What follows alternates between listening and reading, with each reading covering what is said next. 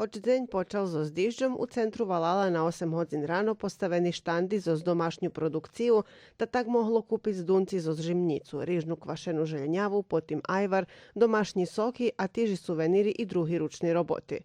Manifestaciju Domašnji špajz už da skeljo roki organizuje Združenje ženog bajka s cilom promociji domašnjej produkciji i potrimovki menšim produkovateljom.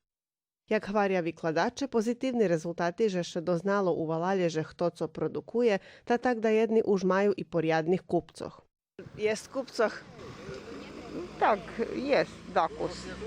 Kiedy to najde za spijacu, abo u prehodze je ta njet veljo, ali to nikda nije bilo veljo. To ti co znaju, že špajstavecka baš pridu na rokom da sebe vežnicu maju v planu.